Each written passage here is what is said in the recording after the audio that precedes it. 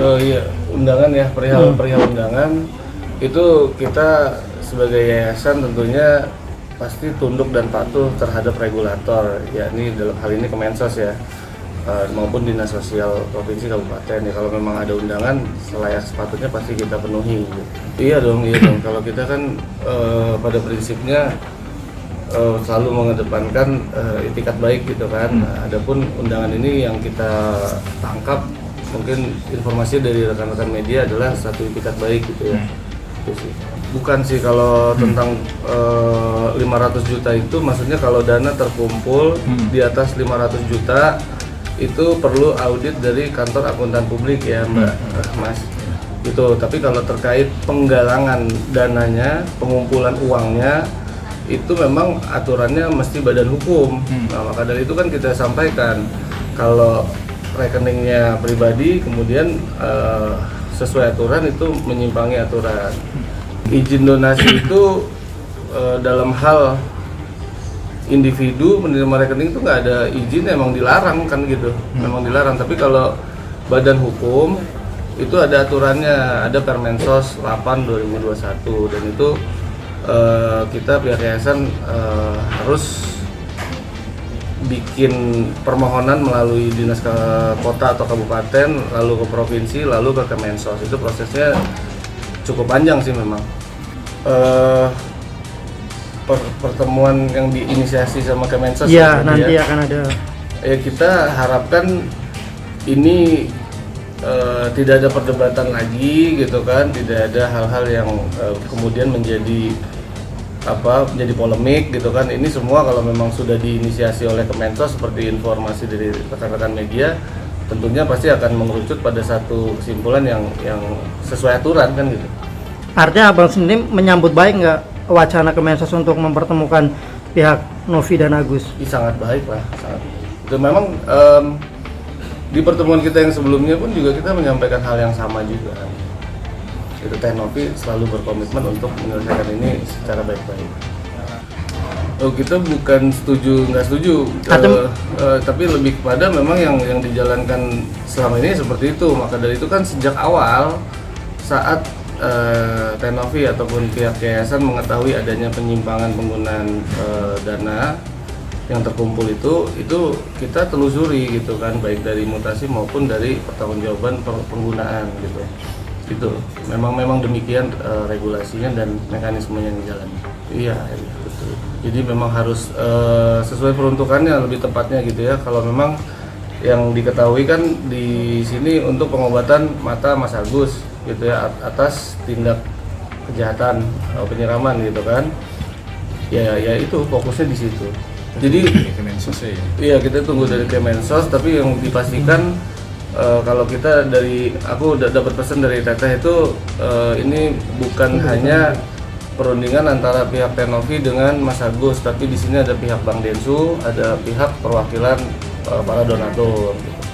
Jadi kalau memang keseluruhan unsur tersebut dipenuhi dalam undangan, kemungkinan akan mengerucut gitu kan. Itu sih yang diinginkan. Sebenarnya Teh Novi sebagai ketua yayasan yang saya dengar dalam rapat-rapat badan pengurus yayasan itu setelah adanya pembinaan dari Kemensos maupun Dinsos, kita tunduk dan patuh pada aturan. Itu aja sih. Jadi kita apapun hal-hal yang memang berkembang sebelum itu ya kita ubah, kita revisi sesuai dengan aturan yang berlaku tadi gitu kan. Itu aja. Berarti bisa dibilang ini hanya tinggal menunggu waktunya aja Bang ya? Iya. Jadi yang pertama kalau ada yang cover untuk pengobatan mata Mas Agus, kita mengucapkan syukur alhamdulillah. Nah, kita kembali lagi pada tujuan utama pengumpulan yang di sini juga kan untuk itu gitu kan. Maka kalau itu semua sudah terpenuhi, lalu apa kan itu aja gitu. Nah, kalau merujuk pada aturan itu kan aturannya mengarahkan kepada penyaluran ke penerima manfaat lain yang terdaftar di Kemensos ataupun di yayasan gitu ya. Itu aja sih. Artinya apa Bang? Dialokasikan ke orang lain apa tetap ingin buat Agus atau seperti apa sih? Mediasi nanti. Iya, ya nanti mungkin kan akan berkembang di mediasi gitu kan. Tapi memang kalau memang peruntukannya sudah purna, sudah selesai, sudah dinyatakan selesai, ya mungkin masuk ke tahap selanjutnya pembahasannya kan.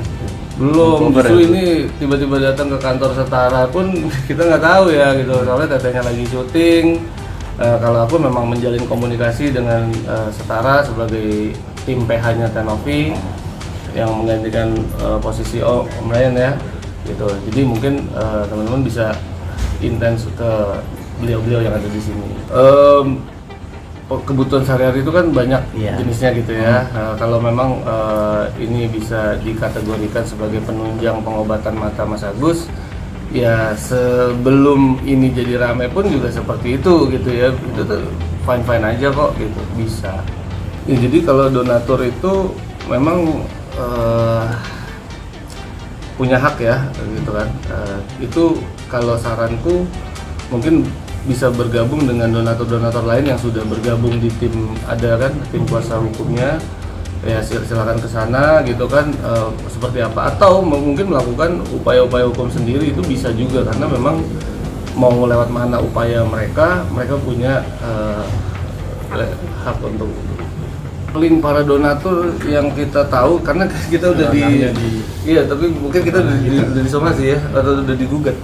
Nanti tim PH mungkin bisa lebih mendalami gitu kan, memang sudah ada gugatan ya, udah ada gugatan, kita belum dapat tuh materi gugatannya apa, tapi somasinya udah ya Mbak gitu. Jadi sementara belum didalami sih. Perlu, dan beberapa kali juga kalau teman-teman ya media di semua elemen yang dilibatkan gitu, dan pernyataan Tenovi itu jelas tegas sedari awal itu menjaga amanah para donatur gitu kan, ya sedemikian rupa itu tetap harus dilibatkan gitu ya Mas. Ya ini kan teman-teman kan datang ke kantor Setara Institute, ya disinilah PH Teteh yang menggantikan posisinya Om Ryan. Oh iya. Tapi Rahmat. Oh iya. Kedudukan hukum. Ya mungkin nanti teman-teman bisa secara simultan dengan Mbak Disna ataupun Mas Hari seperti apa itu ya. Oke, Yeah. baik teman-teman. Jadi sebenarnya kita sebelum kesana kita mungkin nanti akan dengan PH-PH lain yang kemudian juga akan masuk gitu ya di dalam banyak hal. Sebenarnya gini, di dalam hukum itu ada yang kemudian namanya penasihat hukum, ada yang namanya konsultan hukum, ada juga ahli hukum. Nah, pada pertanggal 28 itu kemudian Tenovi menunjuk ke kantor kami berdomisili di Setara Institute untuk menjadi kuasa hukumnya.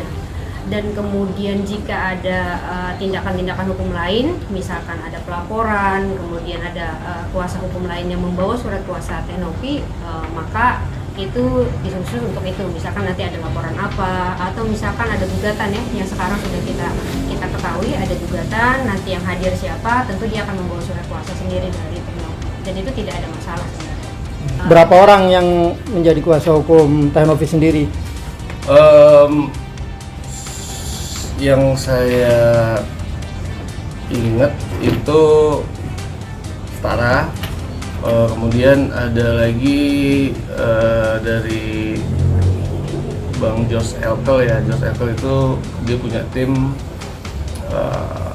garda terdepan pendukung Tenovi, itu kita 7 atau 8 orang ya, digabungan dari beberapa PH yang memang tugas dan tapi pada poin ini nanti ketika dia bergerak pasti dia akan membawa surat kuasa masing-masing. Iya. Dan itu bergerak di bidang, sebenarnya ada bidang-bidang yang diurusinnya juga gitu kan. Karena banyak masalah. Gitu. Tapi memang pada dasarnya, pada prinsipnya satu kesatuan. Jadi jangan lupa untuk subscribe Cumi Cumi. Ditekan ya tombol lonceng merahnya.